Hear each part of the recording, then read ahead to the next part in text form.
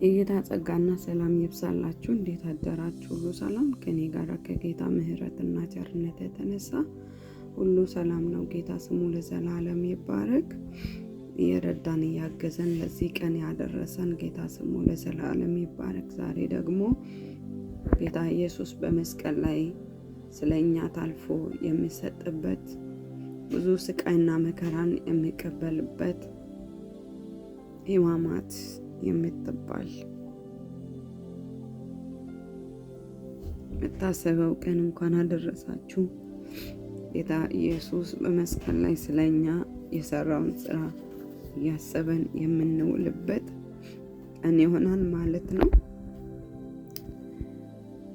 ጌታ ስሙ ለዘላለም ይባረክ።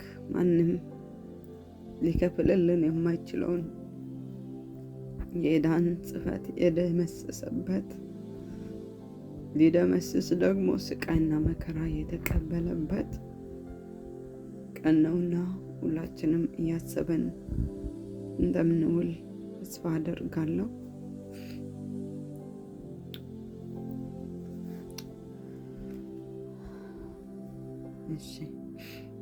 ዛሬ በጌታ እርዳታ ዮሐንስ ወንጌል ምዕራፍ 4 ላይ ደርሰናል። ጌታ ኢየሱስ ስሙ ለዘላለም ይባረክ። እንግዲህ ይሄ ጉዞ ጌታ ኢየሱስ ታልፎ ሊሰጥ እየሄደ ያለበት መንገድ ጉዞ ላይ ስለሆነ መጽሐፉም ተመሳሳይ ቦታ ስለሆነን እዛም በደንብ አዳምጡ። ጌታ ኢየሱስ ሲባርካችሁ አሜን ብላችሁ በሕይወታችሁ አዋህዱት። የእግዚአብሔር ቃል ደግሞ ሁለት አፍ ከተሳለው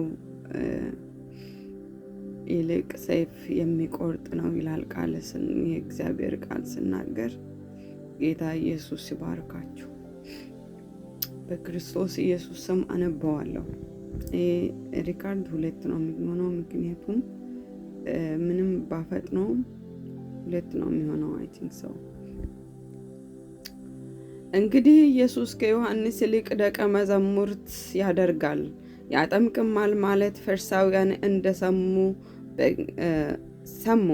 ጌታ ባወቀ ጊዜ ይሁዳን ትቶ ወደ ገሊላ ደግሞ ሄደ። ዳሩ ግን ደቀ መዛሙርቱ እንጂ ኢየሱስ ራሱ አላጠመቀም።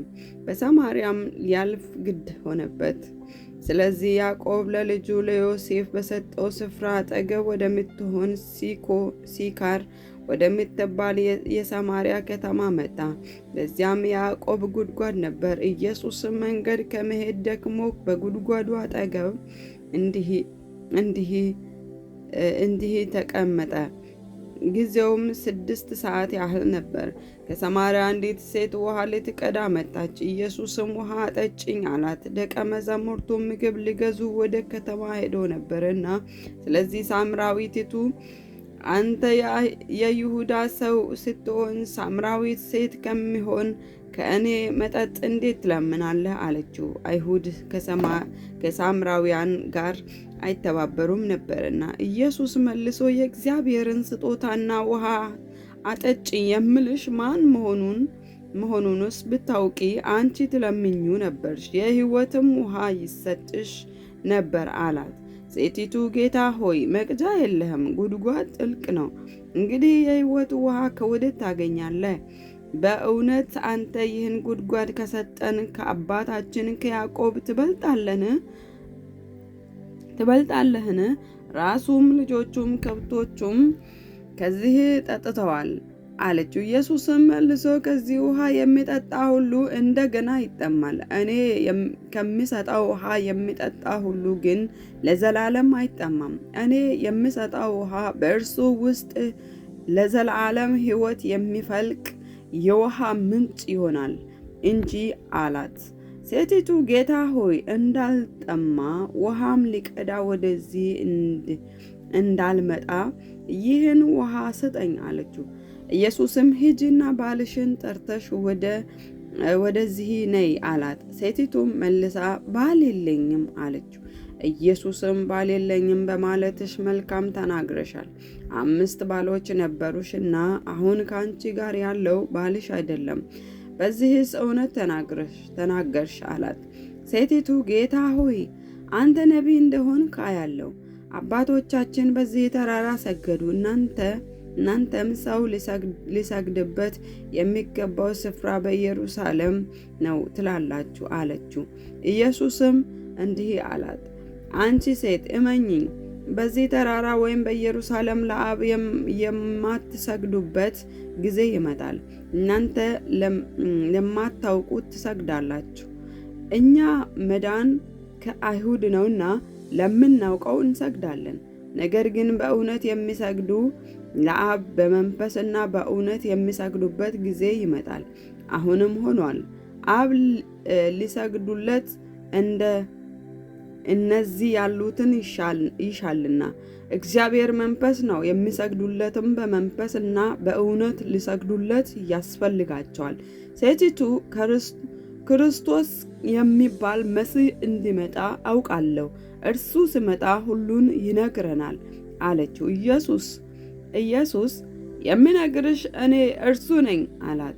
በዚያም ጊዜ ደቀ መዛሙርቱ መጡና ከሴት ጋር በመነጋገሩ ተደነቁ። ነገር ግን ምን ትፈልጊያለሽ ወይም ስለምን ትናገራታለህ ያለ ማንም አልነበረም።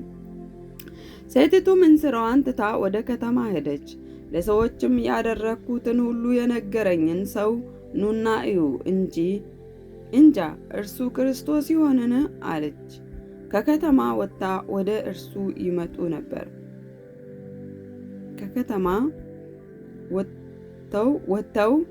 እርሱ ይመጡ ነበር። ይህም ሲሆን ሳለ ደቀ መዛሙርቱ መምህር ሆይ ብላ ብለው ለመኑት። እርሱ ግን እናንተ የማታውቁት የሚበላው መብል ለእኔ አለኝ አላቸው። ስለዚህ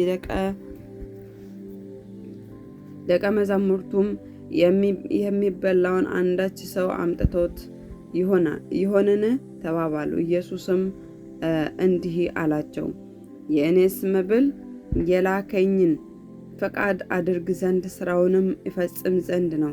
እናንተ ገና 4 ወር ቀርቷል፣ መከርም ይመጣል ትሉ የለምን? እነሆ እላችኋለሁ፣ ዓይናችሁን አንሱ፣ አዝመራውም አሁን እንደነጣ እርሻው ተመልከቱ። የሚያጭድ ደሞዝን ይቀበላል፣ የሚዘራና የሚያጭድም አብሮ ደስ እንዲላቸው ለዘላለም ሕይወት ፍሬን ይሰበስባል። አንዱ ይዘራል አንዱም ያጭዳል የሚለው ቃል በዚህ እውነት ሆኗልና እኔም እናንተ ያልደከማችሁበትን ታጭዱ ዘንድ ሰደድኋችሁ። ሌሎች ደከሙ፣ እናንተ በድካማቸው ገባችሁ። እንግዲህ 2 ሪካርድ እንደሚሆን ቀድሜም ተናግሬያለሁ። ደቂቃው አልቋል። ግን አንድ ነገር ልበል። ይቺ ሴት እግዚአብሔር ጌታ ኢየሱስ ወደ ጉድጓዱ ስመጣ ሲጀመር ስለዚች ሴት ብሎ የመጣ ይመስለኛል። ጌታ ኢየሱስ በያዕቆብ ጉድጓድ ውስጥ ሲያልፍ ማለት ነው። ምክንያቱም በሌላ ስፍራ ላይ ደግሞ ጌታ ቃል ስናገር በሰማሪያ ሊያልፍ በየት ነው ሊያልፍ ግድ አለው ይላል እና ስለዚህ ጌታ ኢየሱስ ስለዚህች ሴት ኢየሱስ ክርስቶስ ጌታ ስሙ ለዘላለም ይባረክ፣ እሷን ለማሳረፍ እሷን ከነበረችበት በእውነት ከድካም ሊያወጣት ፈልጎ ይመስለኛል። እና ጌታ ኢየሱስ አንድ ነገር እላችኋለሁ፣ ጌታ ኢየሱስ ያላችሁበትን ያውቃል። አሜን። ደግሞም ስለ እናንተ ግድ ይላችኋል። እሺ፣ ኢየሱስ ጌታ ነው። አይዟችሁ፣ ብቻችሁ አይደላችሁም። ጌታ ያላችሁበትን ስፍራ ያውቃል። በድካማችሁ የሚራራ አምላክ ነው ያላችሁና ደስ ይበላችሁ።